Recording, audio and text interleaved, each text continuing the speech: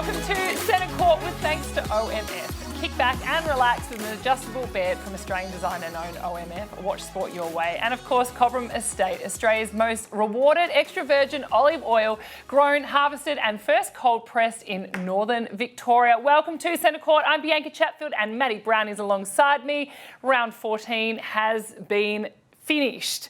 Can you actually believe it? We are now heading straight into finals. And we actually know, Maddie, as much as we've tried to guess, we actually know now who's ended up in that top four. Well, I think I'd like to go back and say I was like, yep, it is just what it is. 2 weeks ago, I was like, yeah, the four are sorted. Don't even bother worry about it. But anyway, worry about some of those games and how intense it was, some of those moments. And look, I'm glad we're finally here. We're about to hit finals. And to be honest, I do think we have got the four best teams that have been most consistent over the season ready to hit it out for finals. Coming up, we'll have Adelaide Thunderbirds defender Matilda Garrett joining us. But before we get to that, let's get into the OMF overview. Watch sport your way and check out what actually did happen in round 14.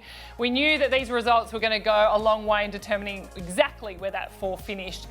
The Vixens, a 10-point win over the Firebirds. That became a handy percentage for them in the end to finish in that second spot. The Fever, such a significant win, 19 points over the Mavericks. Then the Giants and the Swifts, like one of the closest games of the round. Sunday certainly had two very good games. The Swifts got up by just one in the end. And then the last game, the Thunderbirds and the Lightning was close right to the end. And then the Thunderbirds got out by two. Let's take a look at the ladder. This is how it finished. The Thunderbirds with the minor premiership in the end. Then Vixens in that second position, just by 0.6% that they've managed to finish in that second position and get the double chance. Then Fever finishing third and will host that minor semi-final against the Lightning. Big travel for the Lightning as well, going from playing in Adelaide to then now having to go back to the sunny coast to then back over to West Coast Fever. I'm sure that's not the road trip they would have wanted to no, the final. But you know what? The fact that they're in the finals, I think there was a little bit of a release. Oh, okay, you know what? We're finally there, and you know, we all know that finals could be anyone's ball game, so you just got to rock up and, play your absolute best because it doesn't matter where you finished in the top four now. That's exactly right. And let's talk to one of our minor premiers, Adelaide Thunderbird defender Matilda Garrett. Tilly, firstly, thank you for joining us. I'm going to say again on Centre Court because last time that you were on this show was Mad Monday after a big weekend of actually celebrating the premiership last year, and hopefully you're feeling a little bit fresher today. Hey B, hey Mads, thank you so much for having me. Yes, last time we did speak on here.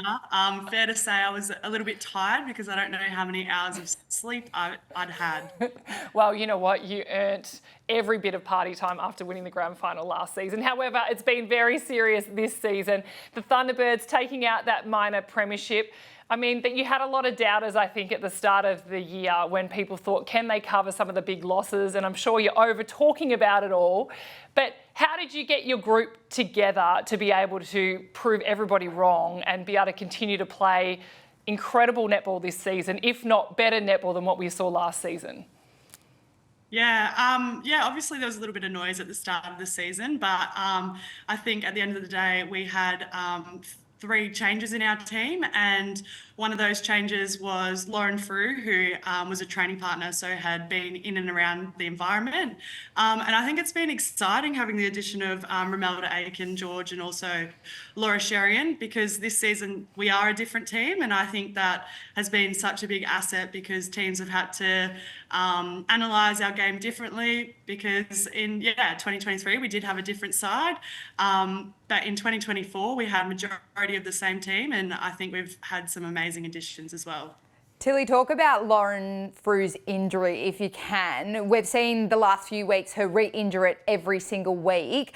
It must be a little bit more serious than maybe has been led on. Will she be actually right this weekend? Yeah, so poor Lozzie, obviously she went over again on her ankle, but I can confirm that she will be right to play this weekend. She's back training And I think it's just a little bit sore, like when you jar a finger, it just keeps being annoying, and it's something similar with her ankle. So it's finals time, and I know she'll strap it up and be ready to go this weekend. I know, anyone who has taken the netball court and landed on somebody's foot, it's so annoying every time you tweak that ankle, and I feel for it every time you see it happening. So great news that she'll be out on court this weekend. There's been a lot of talk. Obviously, the grand final is going to be in Adelaide. You've got to get there first. So for you, how do you handle the extra pressure knowing that you want to be there and be able to play at home? Yeah, well, I think the whole entire season we've just been hunting to try and make finals again. We obviously are so excited at the thought that potentially we could make the grand final in front of our home crowd, and we think that's such a big asset if we could do that, and to be able to celebrate and play in front of the best fans and supporters. Yeah, that would be an absolute game changer for us. But yeah, I think we're just taking it game by game as we have the whole season. We've got to concentrate on this semi-final first, and obviously coming up against the Vixens, which are an extremely well-drilled team. So yeah, first step is to try and play really well in front of our crowd this weekend, and then hopefully yeah, make it into the granny. Till, there's been a little bit of talk about Kathy Fellows, and I remember last time we spoke how important she's been in your career. But tell us, what is it about her as a coach that just instills so much confidence, I think, in that defensive lineup? Because you are the best in the competition, second year again. She really does get the best out of you. What do you think it is about her as a coach that just allows that defence end to hum every single week? I think, yeah, just the biggest thing would be is that she cares. She's someone that will drill you super hard and make you keep going until you get it right. But other than that, Kathy is one of the smartest coaches I've ever had, and the way that she analyses the game and the opposition that we're about to play, and then her bringing it to us to practice that at trainings. I think, like you said, she's just the mastermind behind it all. And to win ball in the SSN, you have to work as a unit. It's really hard just to win ball by yourself. So I think just her way of, like I said, analysing the game to be able to create intercept opportunities is, yeah, why she's the mastermind behind it all. And of course, you and Kathy, both Victorians who are going to know the Victorian way of playing, coming up against the Vixens this weekend. Tilly, I don't want to underestimate your role in that as a really important cog in that defensive end, because I think you see Shamira Sterling-Humphrey behind you get all the glory flying out for the ball. Latanya Wilson has had an incredible season playing an even more important role than what we've seen in the past. How do you go sitting in that role of goal defence and tagging and almost not necessarily going for ball yourself, but creating these opportunities for others? How do you go about taking on that game plan? Because it is a tricky role to play, but we're seeing a lot of great defenders this season, especially Joe Weston for the Vixens, yourself for the Thunderbirds, play more of that tagging role than to allow the ball to go into the hands of your players, but just not necessarily yours.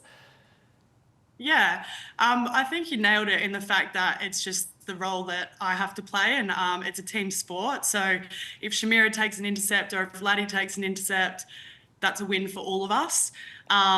So yeah, for me, obviously growing up in Victoria as well, I was always taught that it should be hard one-on-one, just like how you played B. Yeah, tried. But yeah, no, I think I just more look at it that if someone else gets a gain or an intercept, it's from all the hard work that not only I've done, but everyone down the whole court. So yeah, obviously Sham and Laddie are spoken about all the time because they are incredible athletes. But yeah, anyway, I can play my role on the court. I'm just happy to do that. Till, finals is obviously upon you. Does the week of preparation change at all? Like, tell some of our listeners that, is it the same? We just keep going through the same thing, even though there's a little bit more pressure on this game on the weekend. And what's it going to take for your team to beat the Vixens? Yeah, that's a great question. I think the first thing is we've all sat down and we've spoken and we've acknowledged that finals can be a bit of a different game, and different in the fact that there's more pressure, louder crowds. So we've spoken about that. We've kind of spoken about all the little pressures that could make us feel a little bit more nervous for game day. I think in regards to analysing things, our team does a lot of analysis, so I don't think that changes too much. We'll just watch our previous games against the Vixens and fine-tune things and kind of look at ways that we can win more ball on the defensive end, or ways that we can successfully get our centre passes through to goal every single time. So I think one of the biggest things that we do change in finals week is we always make sure that we have a few team activities, because at the end of the day, a lot of us, all of us, are very nervous. So any way we can hang out together and just enjoy the fact that we've made it to finals is what we try and do in this week and for the hopefully next couple of weeks. What was the activity this week? Have you guys done it yet? Well, last night we went to go out for dumplings, but when we got there, realised that dumplings are only on a Thursday night, so we just went out for dinner. And then we've got a dress up tomorrow as well, where we pulled everyone's name out of a hat, and whoever you get to dress them up on Thursday. So watch out for our socials. I love that. Yeah, and then I think on Friday we're going out for a team lunch as well. So just trying to enjoy each other's company, because as you know, finals are really hard to get into, so we have to enjoy them. Yeah, who's the social coordinator at the Thunderbirds? Who coordinates everything for you guys? We've got a few, probably. I think Taylor and I were on the social committee, but if anyone, Shez is a foodie, so if Shez has a place that she wants to go to, it's always good food. We're all a pretty social bunch, so everyone kind of chips in. Well, love it, and we love always having you on at Centre Court. Thank you so much for joining us, Matilda Garrett, and we look forward to seeing you dominate out on court next weekend. Thanks, B. See you, Mads. That was the OMF overview. Kick back and relax with an adjustable bed from Australia designed and owned OMF. Watch sport your way. It's now time for the good oil, thanks to Cobram Estate, Australia extra virgin olive oil. And joining us is SEN netball commentator Georgia Rajic. Welcome, Georgia. What's the good oil you got for us this week? Well, I want to talk about the Mavericks season. Unfortunately came to an end over the weekend, but I think it's something to really celebrate. It was not even a year ago that they were announced as a team, the 23rd of July. It's only, we're not even at that point yet. So to the fact that they've come this far, they had such a good run, especially in the back end of the season. And now to unfortunately have their season end, but I think still a really worthy team to celebrate. Would you give them a pass mark then for season one of hopefully very many to come for them? I would give them a pass mark. I'm not too sure about the grade, but I think when you consider those opening rounds, it didn't look really promising after the Team Girls Cup as well. They kind of had quite a few back-to-back losses until that first win against the Firebirds. But in the back end of the season, they were building, they finally got their first consecutive wins. They had that great win at John Cain Arena on the 16th of June. So they really came into it. But it's really interesting now to see what they're going to do next, because obviously, team culture means everything. They've said that. And there's a term in football, which I also commentate, which is called XG, about the statistical likelihood of a goal being scored. I think the Mavericks are the best example of a team that has XG, which is, expected dog in the fight. They are in there every single week. We've heard so much about this never say die attitude, but they have been consistent in the back end of really showing what their team culture is about. When you talk about team culture, I found this interesting on the weekend with the Queensland Firebirds. Kim Revellion was talking about how when they were recruited, Rosalie Jenke would pick a player on who was, the grinder, who would do all the hard work, and then you had the X Factor player. So for Rav and Gabby Simpson was the X Factor, Rav was the grinder, and then Claire McMiniman was the grinder, Laura Geitz was the X Factor, and recruiting a team along that kind of lines. When you put that in perspective for the Mavericks, who do you think they need to, where do you think the changes need to come for them to be able to then take that next step and develop that real dogged kind of attitude, but to be able to then get ball, win ball and score? Well, it's interesting interesting because you think of Eleanor Cardwell, and I think she has the X factor, but I think she also has the grind in her. But I think the player that definitely exhibited the most grind, especially in that shooting circle this season, was Gabby Sinclair. And, there's, Maddie's Minute last week spoke about the fact that, there's not always transparency in the contracts, but got confirmation that with the Mavericks, it's out of the contracted original 10, it's only Maisie and Gabby who are on the 1 year. Everyone else is contracted for 2 years. But Gabby's had such a brilliant season. I really felt like she held them down for so many of those tough parts as well. Ooh, so are you saying Gabby Sinclair is a lock for next season? I don't know, but I just feel like she should be rewarded because she really helped them get over the lines, considering what she did in that 2-point period as well, getting the highest percentage of super shots scored this season of any player. I really felt like she kept them just in touching distance in so many games as well. And so where would that leave Jock? That's the question, because Jock is the 11th player. And, we've got, where is Sasha Glasso going to fit into this side then? So that's a whole other question as well, which is, of course, it's very exciting when we have these contracting periods with netball. It all happens after grand final day, but obviously, whenever we have all bibs in the air kind of contracting period like we did last year. But I'm not too sure how that's all going to fit into it. With, Shimona Jock has been pretty much the starting goal shooter, pushing Cardwell out into goal attack. But then you've got to have Sasha Glasgow, who won the MVP in the grand final 2 years ago. How will it all fit? And I think that's a massive conversation we're going to have in coming weeks. I tend to agree. I think that's a priority for the Mavs. They really need to figure out how they find that shooting circle, how it's going to work. You think Jock got them to win so many games, so did Gabby Sinclair, but then their 2-star England Roses, where are they? Because if they can fire, then they would have probably potentially made finals. But have you heard any whispers about what's happening now? Because obviously they're not preparing for a game this week. How's their celebrations going? Any Mad Monday stories you got for us, Georgia? Well, I did see quite a few Instagram stories of some players having some fun in Perth over the weekend, but I actually don't have any rumours. It's just me stalking Instagram. But it's really interesting to see. They do seem like a really close bunch, so much conversation was had about the culture in this new club and how they're going to form, what their philosophy was going to be. But it seems like the team are quite a tight bunch. I've been listening to the Mavs Way podcast. They have a lot of fun together and that kind of stuff. So it'll be really interesting to see, that now they've had this first season under their belt, they really only missed out in finals by 11 percentage points. So really within striking distance, what's next for them? What are they going to build next year? How is it going to work? And one player we haven't touched on, and you just mentioned that is out of contract, is Macy Nankerville. And we know obviously it took her a while to adjust to that, playing in that wing attack role when, for Thunderbirds, we were more seeing her out wing defence. What do you make of her role within the team, and do you think she will stay with the Mavs next season? I think that's really interesting because there's a lot of conversation, I know, especially on Twitter, about the Taylor Fraser versus Maisie Nankerville, who deserves that wing attack position. We've seen them both come in certain spots, and also when Molly Jovic was out injured at certain points, both had to play.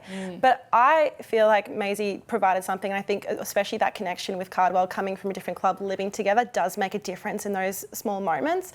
But it's when you look at she actually was performing the best for goal assist in the team as well, statistically. So I think it's a really interesting conversation, what's going to happen next. But also with Lauren Moore coming in, what's going to happen in the defensive end? Because Kim Jenner had a breakout season as well. We haven't seen her perform that well since potentially at the Firebirds quite a few years ago. So I think it's all these moving parts across all three areas of the court, which can really, change how they're going to go next season. Ooh, well, so much to find out, and all teams will obviously be sitting in that recruiting space. Their list managers will be out in force looking at what changes could happen. Thank you so much for joining us.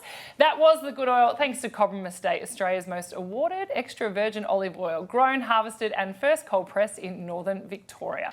It's now time for Maddie's Minute. Maddie, what have you got for us? Well, B, I thought, you know what, after the end of round 14, let's do a little bit of an all-stars team. Ooh, so okay. I've got a starting 7 and I've also got a subs.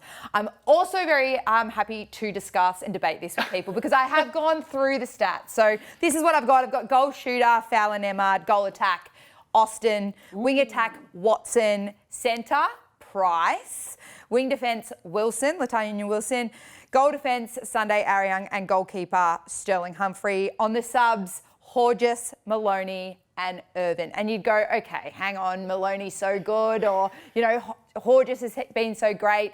Statistically, I went through all the positions and I was like, all right, what are the main things that these players need to do and how do they actually sit against other people? Even a Taylor Williams, she was hard to not get in there. Matilda Garrett was hard to not get in there. But just because your team's successful doesn't mean you're just winning your position against the rest of the competition. So that is my all-star team and my subs. I think I'd love to see them play. They've got a lot of versatility. And a first-year player, which I did look and I was like, look, there's not many out there that you can actually give it to.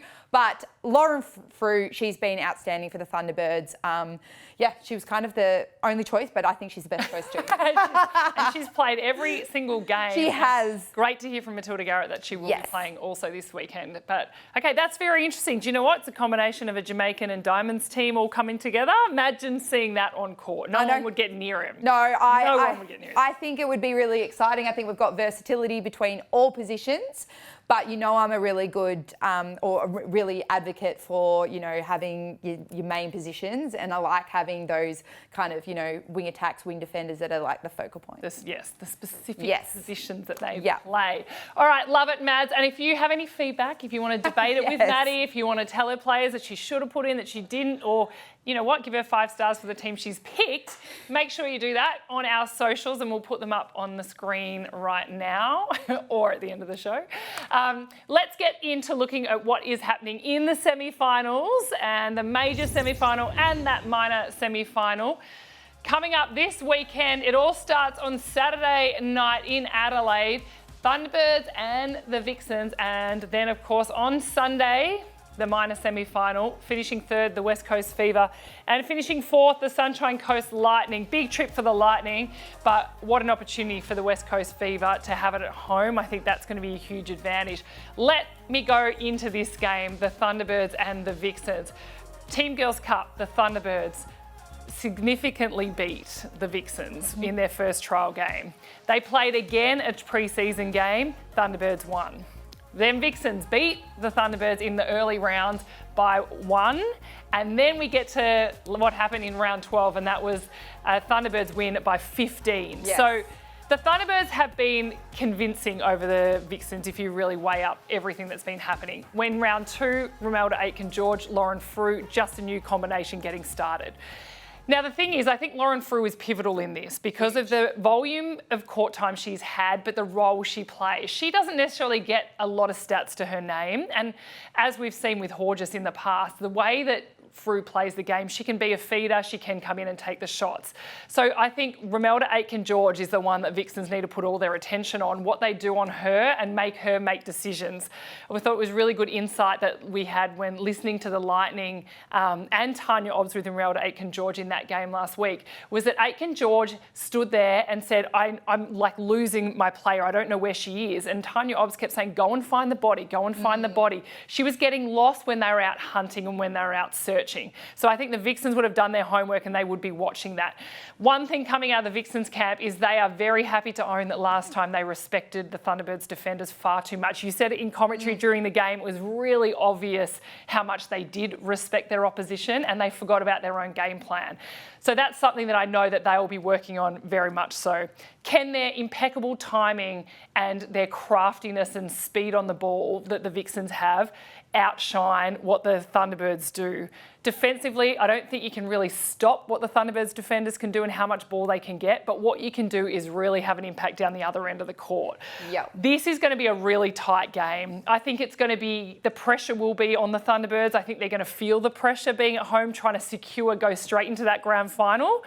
The Vixens, though, I think get to play with a bit more freedom because they're coming over without probably huge expectations on their shoulders yet. Yeah, I think Vixens play really well when they kind of come in as a bit of an underdog. They can obviously soak up the pressure, but like you said, it's all on the Thunderbirds and, different venue, but still probably a big pink army behind them. You talk about that defence, B, and I know we were in commentary when they lost. Vixens lost by 15 and they sagged back and you said, yes, Aitken-George, she's someone, but they have to go a man up on Frew. Yes. They've got to put that time and pressure on her and also Horges out the front. Kate Eddy didn't play last time. She's back in the mix. For the second time on the weekend, Vixens finally had their 10 contracted players. Another week on the training track together, I think, puts them in really good stead. And I think, even on the weekend, there were chinks in the Thunderbirds' armour. and Lightning couldn't capitalise, where Vixens are a team that can actually make them pay. Yes, I'm so excited to watch how that one plays out. And then take us through the other game happening, the Fever and the Sunny Coast Lightning, Mads. Well, both times this year, the Fever have been victorious over the Lightning. 25 in the early rounds, 3 when it was up on the Sunshine Coast. Very interesting. I mean, you look at obviously the win and loss there for the Lightning. Really haven't been able to consistently put wins together. The Fever coming off a bit of form. I did bring out a little bit of a, secret weapon starting 7 last week. And hey, presto, we saw it on the weekend. It was in the second half. It was when obviously Teague Neal shifted over to goal attack. Brown came into wing attack. Once again, people in their specialist positions rather than band-aiding other, obviously, positions. Definitely a win for the Fever. Nemad was huge, can still shoot so many goals, but I think that 7, that shift, they had to nearly win the game by 22. They were so close. Yes. They won by 19, but this has got great matchups all over the court. Fretwell, huge in the super shot on the weekend. Going to have to put up massive numbers. Had every defender on her at any time, didn't they? Yeah, but you said, as you mentioned, it is a massive trip over there for the Lightning. There's going to be a lot of emotion. Bruce back on home turf. All of those types. There's so many storylines that you can pick, but I do think the Fever have the upper hand. Yeah. I think they've got all the moves. I think they've finally settled with a starting 7 that can kind of absorb that pressure and intensity at the start.